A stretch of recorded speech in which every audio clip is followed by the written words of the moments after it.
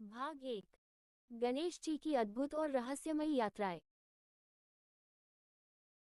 गणेश जी की हर कहानी हमें यही सिखाती है कि जीवन की हर यात्रा आत्मज्ञान और आंतरिक शांति की खोज है, जो हमको वास्तविक समृद्धि और संतोष की ओर ले जाती है।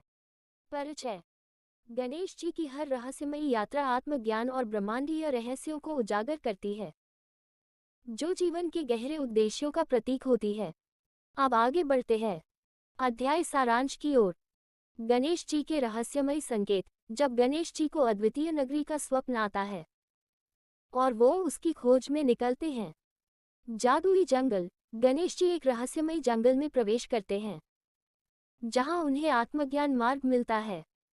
रहस्यों का खुलासा। गणेश जी को नगरी में ब्रह्मांड के गूढ़ रहस्यों का ज्ञान मिलता है। चुनौती और विजय। गणेश जी बुद्धिमत्ता से चुनौतियों का सामना कर विजय को प्राप्त करते हैं। सुवर्ण नगरी का रहस्य। गणेश जी को लगता है कि सुवर्ण नगरी आत्मिक समृद्धि का प्रतीक है। यात्रा का अंतः ज्ञान और अनुभवों को साझा करते हुए गणेश जी की यात्रा समाप्त होती है। निष्कर्ष। गणेश जी की कहानी आत्मिक और आध्यात्मिक विकास के महत्व को दर्शाती है, जो हर व्यक्ति के भीतर की दिव्यता को पहचानने में सहायक होती है। अध्याय 1। रहस्यमयी संकेत। बहुत समय पहले की बात है, जब देवताओं और मानवों की दुनिया अलग हुआ करती थी। गणेश जी, जिन्हें विघ्नहर्ता और बुद्धिमत्ता के देवता के रूप में पूजा जाता था, वह कैलाश पर्वत पर रहते थे। उनका वाहन एक छोटा सा चूहा था। एक दिन ध्यान में लीन गणेश जी को एक अद्वितीय स्वप्न दिखाई दिया। इस स्वप्न में उन्होंने एक अद्भुत नगरी को देखा, जो सुनहरे पर्वतों और मोतियों की झीलों से घिरी हुई थी। यह नगरी रहस्य और जादू से भरी हुई थी। स्वप्न से जागने के बाद गणेश जी की यह अनोखी यात्रा शुरू होती है।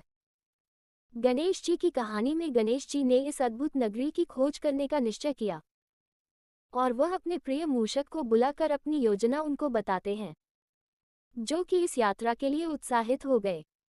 यात्रा से पहले गणेश जी ने भगवान शिव और माता पार्वती से आशीर्वाद लिया। आशीर्वाद पाकर वे अपनी यात्रा पर निकल पड़े। मार्ग में जाते हुए गणेश जी की कहानी में गणेश जी को अनेक प्रकार की बाधाओं और चुनौतियों का सामना करना पड़ा, लेकिन अपनी बुद्धिमत्ता से उन्होंने हर समस्या का समाधान निकाला।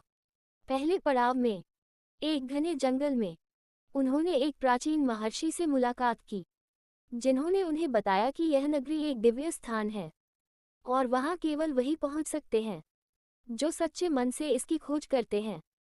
महर्षि से मिले ज्ञान के साथ गणेश जी ने अपनी यात्रा आगे